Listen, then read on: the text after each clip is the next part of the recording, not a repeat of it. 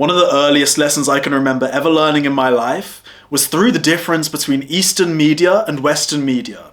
Eastern animations and Western animations, anime versus comic books and cartoons and Western films. What I'm about to say, it can change your whole worldview if you pay attention to what I'm telling you about. If you pay close attention to Eastern media and anime, you're going to notice certain morals and ideas run through nearly all of them.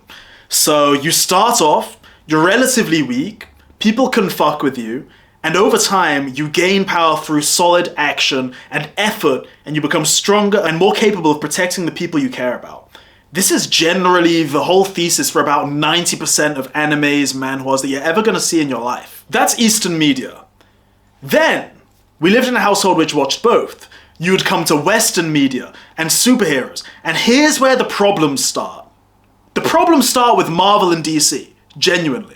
I know you're watching this, they're your favorites, you're like, what the hell is he gonna say? I'm gonna explain to you why they're so fucking toxic and insidious, and I absolutely assure you, you're gonna agree with me. Let's start by examining the 10 most famous superheroes in either Marvel or DC. Who do we have here? We got Spider-Man, Batman, Superman, we got a whole bunch. Let's go through them. How does Spider-Man get his powers? Well, I was just walking around and Spider dropped the I'm super! Okay. Superman was born a king, Batman was born a billionaire, Iron Man was born a billionaire. The Hulk lucked out and got accidents, I'm super! Black Widow, I'm forced into being strong. Captain America, someone else chose him. Shazam, it was an accident. Thor, he was born as a king. Wonder Woman was born super. Notice how no Western hero ever intentionally gains their powers. Apparently, if you take the Western school of thought, apparently lucking out into power suddenly makes you a good person. Apparently that's how it goes. I mean, by that logic, lottery winners should all be extremely charitable, right? It's not as if most lottery winners end up blowing it on hookers and cocaine. So here we have the real world. Lucking out into power doesn't make you a good person. And then you have most Western media, which is trying to very carefully position you to believe that if you are a good person, it will always be because you got power by accident. Only bad people get power intentionally. Lex Luthor, Thanos, the list goes on. Only bad people work for their power in Western media. Now, let me ask you, who benefits from that belief? Is it people who want good for the world? Or is it people who want bad for the world? Who benefits from good people thinking the only way to be good is to sit there and fuck around and hope a spider lands on your shoulder? Who benefits from that viewpoint? I'll tell you who it isn't. It's not the good people. It's not the underprivileged. It's not those who need more. It's people who are currently on top already. By contrast, in Eastern media, it's I need to get stronger and fuck up this villain because he's going to try fuck us up. We need power.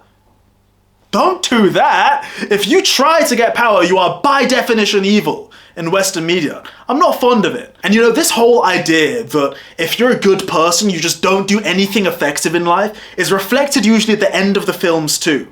So, we've spent an hour and a half chasing this villain literally across the world, dealing with his stupid fucking henchmen non-stop, dealing with bullshit, diversion, breakups with characters, romance has gone awry. We finally got him. We finally have him in the palm of our hand. And what are we gonna do? Well, we could kill him. I mean, he's been killing millions of people. He's gonna do it again if we let him go free. So we could kill him. Yeah, we could do that.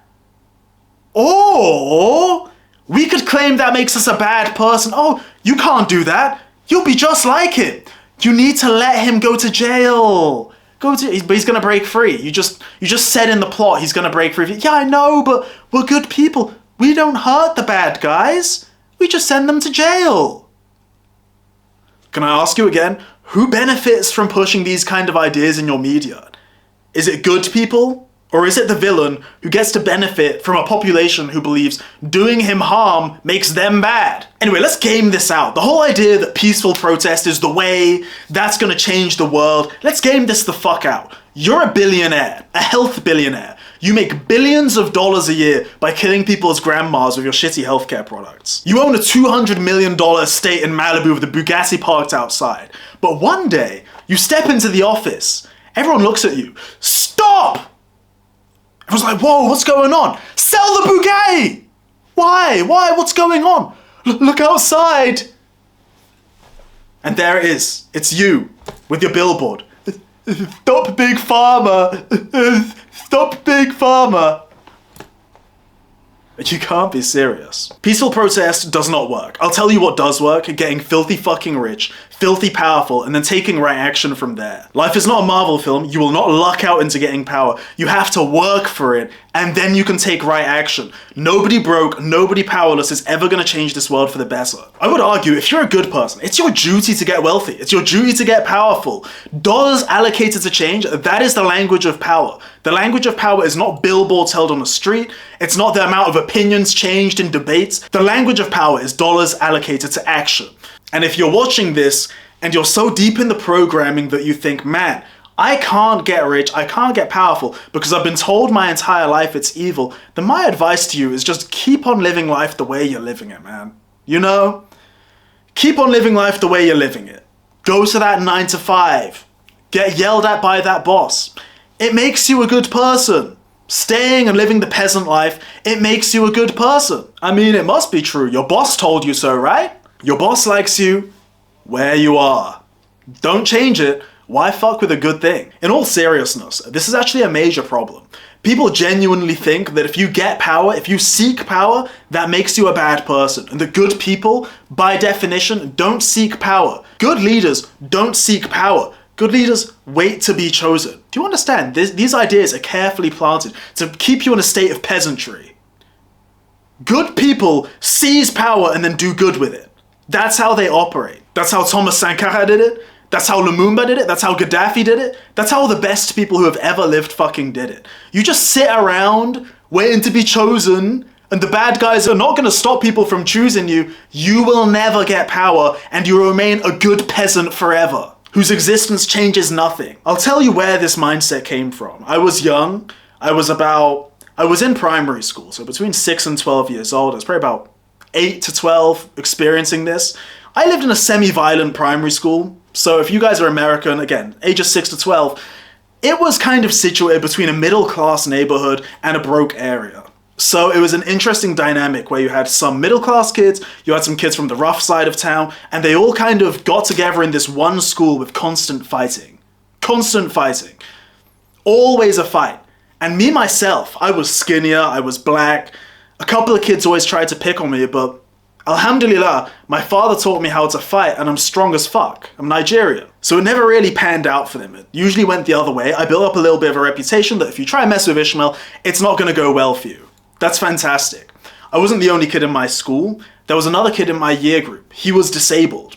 And kids used to gather up around him in a circle, about like 8 to 10 kids, and throw stones at him because they thought it was funny when he got angry and he started crying and shit. Me being in the year group, I'm not really a big fan of that behavior. If I turned up, they would scatter. Now, that's all very well and all. Hurrah, happy ending to the story. But there was really a lesson which I learned throughout this entire experience, because I had another kid in my year, one of my best friends. He was also a good person, but he was feeble. Like, he was skinny, he was kind of lacking in courage, to be honest with you. And I could tell he also was not with it, he was not in support, but he just kind of sat on a bench whilst it happened. And this isn't a knock, but that's when I learned a lesson, which is that it's irrelevant if you're just good. It's completely irrelevant. If only that other kid existed, the disabled child would have continued being bullied his whole way through school. Only I made a difference because I was strong and good.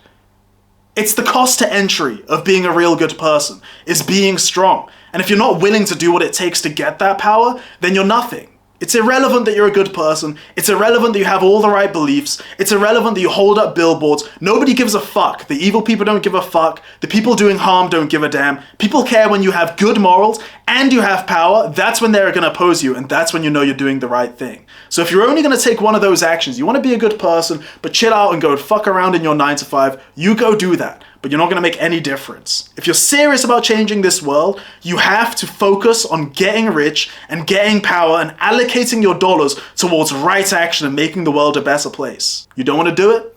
You believe the Marvel programming, that makes you a bad person? Be my guest. Keep working your job.